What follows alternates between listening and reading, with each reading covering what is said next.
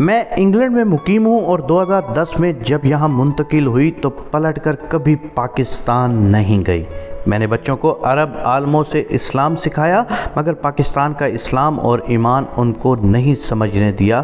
میرے بچے آج بھی اردو کی نسبت انگلش اور عربی آسانی سے بولتے ہیں۔ میں نے ان کو کبھی پاکستان کی محبت نہیں سکھائی۔ لوگ پاکستان کو آزاد ملک اور ریاست کہتے ہیں، مگر در حقیقت وہ ایک جنگل ہے جس میں ہر طاقتور کمزور کو کھا رہا ہے۔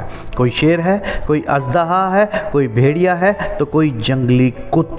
جس طرح ان درندوں کو بھوک مٹانے کے لیے کسی کی جان لینا پڑتی ہے اور اس جان لینے کو وہ اپنا حق اور بہادری سمجھتے ہیں، بالکل ایسے ہی پاکستان میں بھی ہر طاقتور غریب کی جان و مال عزت لوٹ لینے کو اپنا حق سمجھتا ہے۔ میں ایک انتہائی غریب گھرانے سے تعلق رکھتی تھی۔ میرے والد صاحب موچی والا کام کرتے تھے۔ میری والدہ صاحبہ الحمدللہ بہت خوش شکل تھیں۔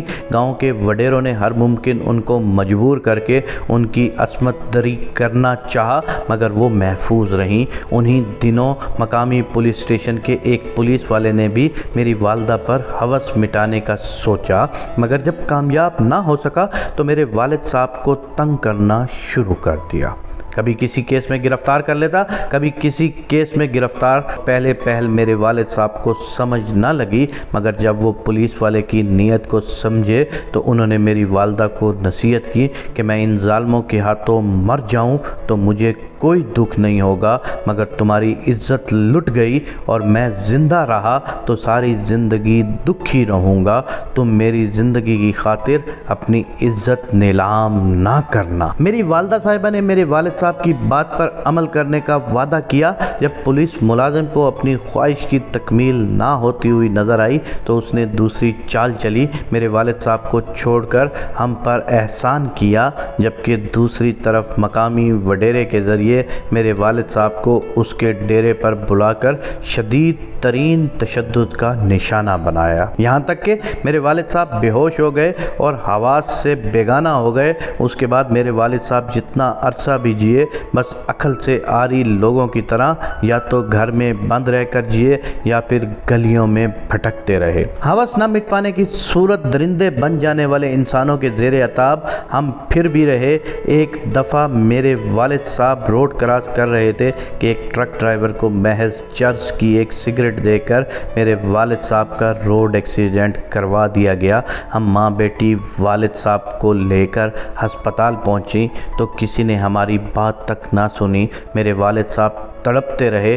ڈاکٹر صاحبان نرسوں کے ساتھ خوشگپیوں میں مشغول رہے۔ میں ڈاکٹر صاحب کی منتیں کر رہی تھی کہ میرے والد صاحب کو بچا لیجئے، جبکہ ڈاکٹر صاحب میری بات کی طرف توجہ دینے کی بجائے نرس کے گلے میں پڑے لاکٹ کی تعریف کر رہے تھے، اور نرس بھی ڈاکٹر صاحب کو خوشی خوشی بتا رہی تھی کہ یہ مجھے ڈاکٹر فیاض نے دیا ہے۔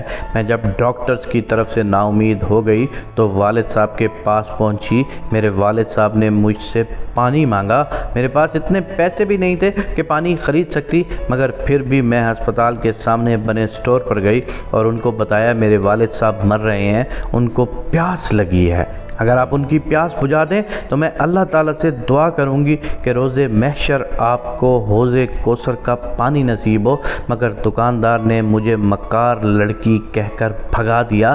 میرے واپس آنے تک میرا پیاسا باپ مر چکا تھا۔ والد صاحب کے انتقال کے بعد ہم لوگ اپنا گاؤں چھوڑ کر اپنے ننیحال منتقل ہو گئے۔ میری خالہ عمرہ کی ادائیگی سے واپس آئی تھیں تو میں اپنی والدہ صاحبہ کے ہمراہ ان کو سلام کرنے گئی ہوئی تھی۔ وہاں گاؤں کے سب سے امیر گھرانے کا چشم و چراغ مشرف حیدر بھی اپنی والدہ کے ہمراہ آیا ہوا تھا۔ مشرف صاحب انگلینڈ میں ہوتے تھے، اپنا ذاتی گاڑیوں کا شو روم تھا، بہترین کاروبار سیٹ تھا۔ نہ جانے کیسے ان کی نظر مجھ پر پڑی اور ایک دن اچانک ان کی والدہ میری خالہ کے ہمراہ ہمارے گھر آئیں اور میرا ہاتھ مانگا تو میری والدہ صاحبہ نے نہ صرف سختی سے منع کر دیا، بلکہ صاف بتا دیا کہ میری بیٹی کی نظر میں یہ رئیس لوگ کسی فرعون سے کم نہیں ہوتے، لہذا ہم لوگ شادی نہیں کر سکتے۔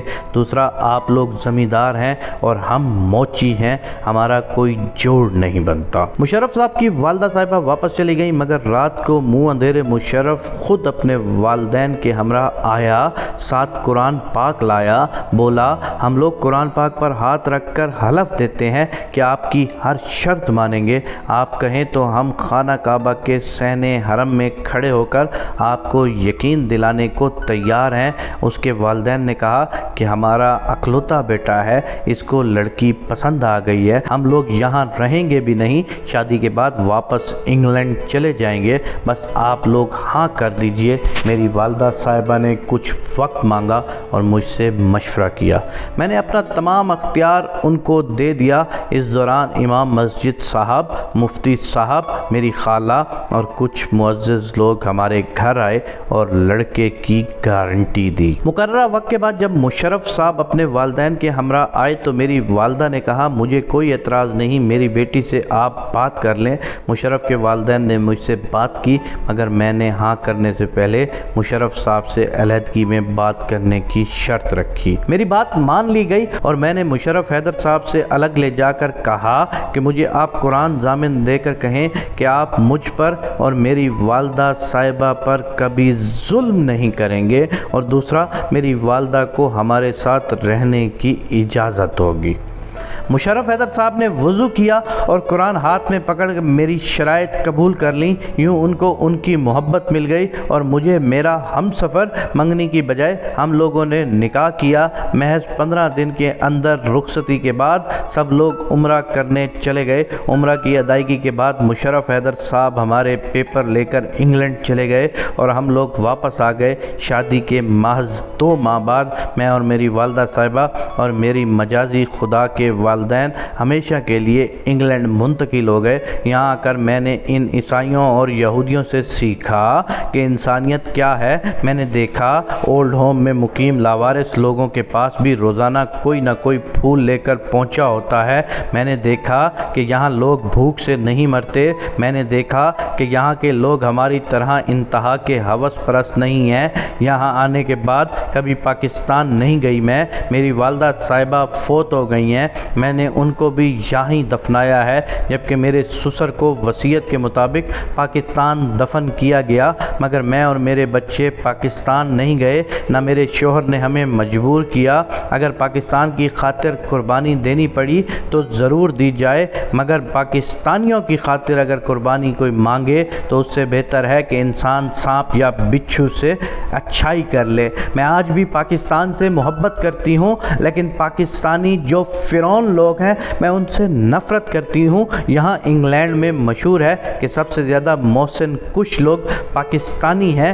مجھ پر نہیں یقین تو کسی اور سے آپ پوچھ سکتے ہیں۔ مجھے نہیں پتا کہ میری کس اچھائی کے عوض زندگی مجھے نصیب ہوئی دوبارہ، مگر الحمدللہ میرے دکھوں کا مداوع ہو گیا ہے۔ میرا دل کہتا ہے میں نے اپنے والدین پر ہوئے جبر کو صبر سے برداشت کیا تھا، اور یہ اسی کا نتیجہ ہے کہ آج غیر مسلموں کے درمیان رہ کر بھی میں خود کو محفوظ محسوس کرتی ہوں۔